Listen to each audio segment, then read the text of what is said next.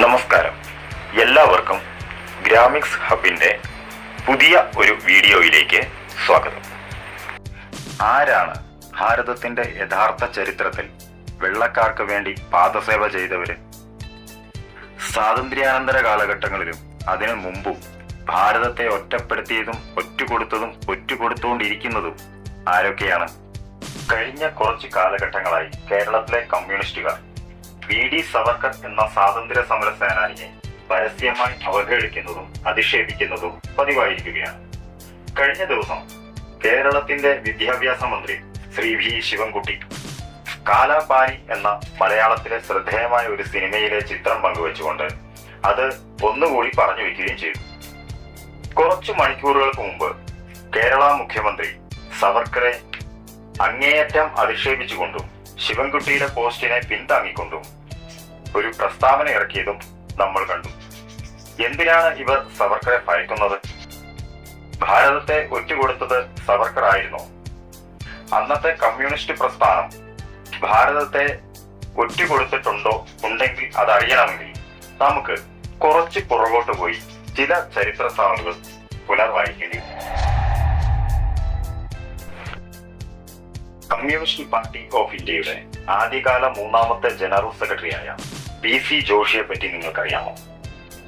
അദ്ദേഹത്തെ പാർട്ടിയോ പാർട്ടിയുടെ അധികാര കേന്ദ്രങ്ങളോ ബുദ്ധിജീവികളോ സാധാരണ സഖാക്കൾ പോലുമോ ഓർക്കാതിരിക്കുന്നത് അഥവാ മറക്കാൻ ശ്രമിക്കുന്നത് സംഘടനാ വൈവിധ്യമില്ലായ്മയുടെ കാര്യം മാത്രമല്ല. ഇന്ത്യൻ സ്വാതന്ത്ര്യ സമരം അതിന്റെ മൂർധന്യത്തിലെത്തിയ സമയത്ത് പിന്നിൽ വെള്ളക്കാരന്റെ ചെരുപ്പ് നക്കി അതിനെ ഒറ്റുകൊടുത്ത ചരിത്രം പാർട്ടിയുടെ പുതിയ പ്രവർത്തകരോ ജനങ്ങളോ അറിയുന്നതിലുള്ള ജാള്യത മാത്രമാണ്. കോൺഗ്രസ് സ്വാതന്ത്ര്യ സമര കാലഘട്ടത്തിൽ ബ്രിട്ടീഷുകാർക്കെതിരെ പൊരുതുവാനുള്ള മുഖമായാണ് സമരസേനാനികൾ കണ്ടിരുന്നത്. അതിൽ മിതവാദികളും വിപ്ലവകാരികളും തോളോട് തോൾ ചേർന്ന് പ്രവർത്തിച്ചു. 1929 മീററ്റ് കോൺസ്പിറസി കേസ് ഉണ്ടാവുന്നത്. 1929 മീററ്റ് കോൺസ്പിറസി കേസ് ഭാരതത്തിലെ കമ്മ്യൂണിസ്റ്റ് പ്രവർത്തനങ്ങളെ നിരോധിക്കാൻ കാരണമായി.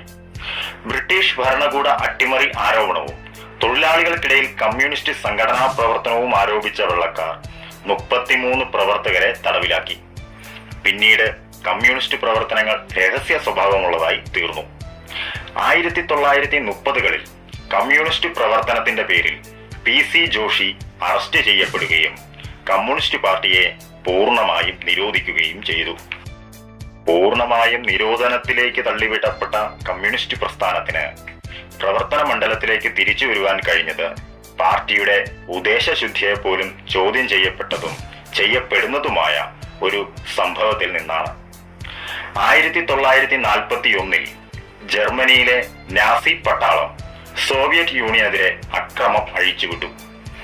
അതിന്റെ ഭാഗമായി ഭാരതത്തിലെ സഖാക്കൾക്ക് നാസികളോട് അതുവരെ ഉണ്ടായിരുന്ന സമീപനത്തിൽ നിന്നും മാറ്റം വരികയും അവർ ബ്രിട്ടൻ ഉൾപ്പെടെയുള്ള സഖ്യകക്ഷികളെ അനുകൂലിക്കുകയും ചെയ്തു.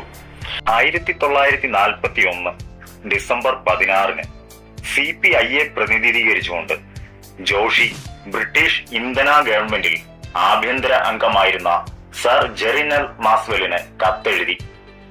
ഈ കത്തിലെ ഉള്ളടക്കം യുദ്ധത്തിൽ പൂർണ്ണമായ പിന്തുണ വെള്ളക്കാർക്ക് വാഗ്ദാനം ചെയ്യുന്നു എന്നതായിരുന്നു. പകരമായി വെള്ളക്കാർ ജയിലിൽ അടച്ചിരുന്ന കമ്മ്യൂണിസ്റ്റ് പ്രവർത്തകരെ മോചിപ്പിച്ചാൽ മാത്രം മതിയെന്നും പാർട്ടിയുടെ പ്രവർത്തന വിലക്ക് നീക്കി ബ്രിട്ടീഷ് നിയമവ്യവസ്ഥയ്ക്കനുസരിച്ച് പ്രവർത്തിക്കാനുള്ള അനുമതി നൽകണമെന്നും അപേക്ഷിച്ചു.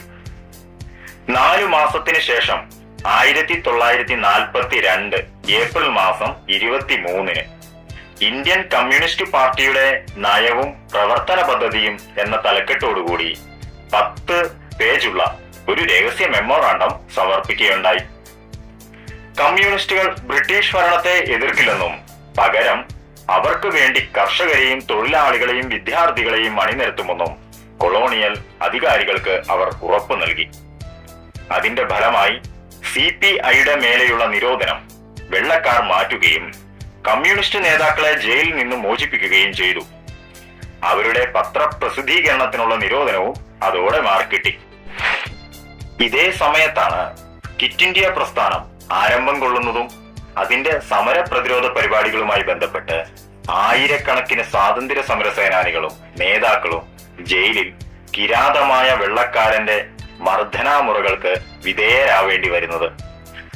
ഈ സമയത്തെ സ്വാതന്ത്ര്യ സമര പ്രസ്ഥാനങ്ങളെ തന്നെ ഒറ്റുകൊടുക്കുന്ന രീതിയിൽ ബ്രിട്ടീഷ് ഭരണത്തെ അട്ടിമറിക്കാനുള്ള ആവശ്യം ഉപേക്ഷിക്കാൻ കമ്മ്യൂണിസ്റ്റ് പാർട്ടി തങ്ങളുടെ ഭരണഘടന തന്നെ ഭേദഗതി ചെയ്തതും ചരിത്രത്തിന്റെ ഭാഗമാണ്. ഇത് ബ്രിട്ടീഷ് കമ്മ്യൂണിസ്റ്റ് പാർട്ടി അവിശുദ്ധ കൂട്ടുകെട്ടിന് കരുത്തു നൽകുകയാണ് ചെയ്തത്. ഇതിന്റെ അനന്തരഫലമായി ഗാന്ധി അടക്കമുള്ള കോൺഗ്രസ് നേതാക്കൾ ഭാരതത്തിന്റെ സ്വാതന്ത്ര്യ പോരാട്ടങ്ങളെ ഒറ്റിക്കൊടുത്ത കമ്മ്യൂണിസ്റ്റുകളെ അപലപിക്കുകയും ചെയ്തിരുന്നു. ഭാരതത്തിന്റെ സ്വാതന്ത്ര്യത്തിനു വേണ്ടി പോരാടുന്നതിനു പകരം വിദേശ യജമാനന്മാരുടെ സേവകരായി മാറിയിരിക്കുകയാണ് ഇവിടുത്തെ കമ്മ്യൂണിസ്റ്റുകൾ എന്ന് നേതാജി സുഭാഷ് ചന്ദ്രബോസ് പോലും അടിവരയിട്ട് പറഞ്ഞു.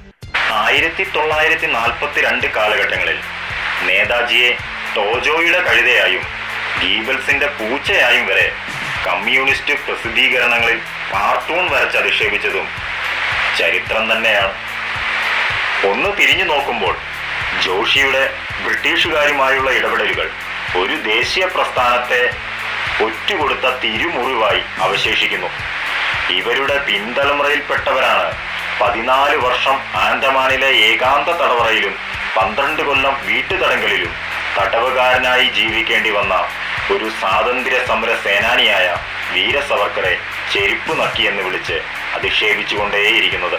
മറച്ചു പിടിക്കപ്പെടുന്നതും മറഞ്ഞുപോയതുമായ നിരവധി വാർത്താശകലങ്ങളുടെ ഉറവിടം തേടിക്കൊണ്ട് മറ്റൊരു വീഡിയോയിൽ വീണ്ടും കാണാം. എല്ലാവർക്കും നമസ്കാരം.